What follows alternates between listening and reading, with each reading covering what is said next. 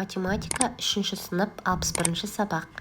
Егер де менің каналыма тіркелмеген болсаңыз, тіркеліп қойыңыз. Күнделікті жаңа сабақтар салып отыратын боламыз. Километр, миллиметр деген бүгінгі тақырыппен танысамыз. Бұл жерде ұзындық өлшем бірліктері беріліп тұр. Метр, дециметр, сантиметр, миллиметр, километр. Және олардың 1 метр мысалға 10 дециметрге тең, 1 дециметр 10 сантиметрге тең екендігі жөнінде бұл жерде ақпараттар берілген. Сол ақпараттарды жаттап есімізге сақтап алуымыз керек. Екінші тапсырмада кесінділердің ұзындықтарын өлше. Сантиметрден кіші ұзындық өлшем бірлігі қалай аталатынын білесің бе? 1 миллиметр біздерде мм деп белгіленеді. 1 сантиметрде 10 миллиметр бар екен білеміз. Енді бұл жерде АВ кесіндісі 20 миллиметр, ДК кесіндісі 25 миллиметр, АВ кесіндісі 10 миллиметр, ОН кесіндісі 5 миллиметр. Сантиметрден кіші ұзындық өлшем бірлігі миллиметр. Үшінші тапсырма. Көрсетілген өлшем бірліктеріне өрнекте.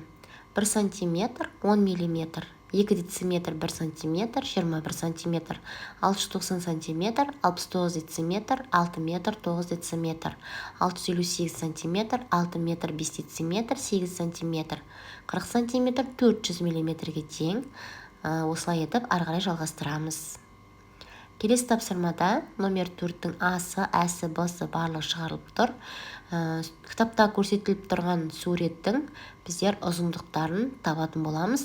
Жотаға дейінгі ұзындығы 4 километрге тең, көпірге дейінгі ұзындығы 6 километрге тең, орманға дейінгі ұзындығы 9 километрге тең деп барлығы шығарылып тұр. Бірінші топтың бағытының ұзындығы жаңағы 13 километрге тең екендігі жөнінде барлығы шығарылып тұр. Келесі 5-ші тапсырмада тіктөртбұрыштың ауданын табуға, тіктөртбұрышты үшбұрыштың ауданын табу жолдары көрсетілген. Жаңа қабырғалары берілгілі, тек аудандарын табу керекпіз. Бұл жерде ауданын табу үшін біздер А мен В-ны көбейтеміз. Сонда ауданы табылады. Оны біздер барлығымыз білеміз. Алдарыңызда шығарылып тұр. Қарап алыңыздар. Келесі 6-шы тапсырмада А тең 25 миллиметрге, В тең 25 миллиметрге, С тең 45 миллиметр. Бұл жерде біздер периметрін табуымыз керек. Үшбұрыштың периметрін табу үшін АВ-ны, С-ны үшеуін бір-біріне қосатын боламыз.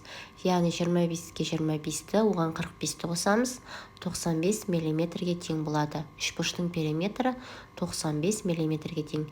Келесі үшбұрышты да солай табамыз, периметрін. 7-ші есепте өрнектер берілген амалдардың жаңағы шешімін табамыз. Шешуін амалдардың орындалу ретін есімізге түсіре отырып, бірінші жақшанышы орындалатындығы жөнінде, содан кейін барып бірінші тұрған амал орындалатындығы жөнінде есімізге сақтап, есептердің мәнін табамыз.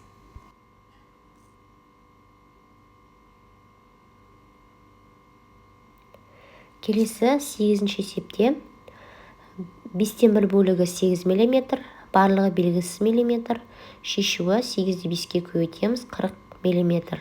Жауабы кесіндінің барлық ұзындығы 40 мм.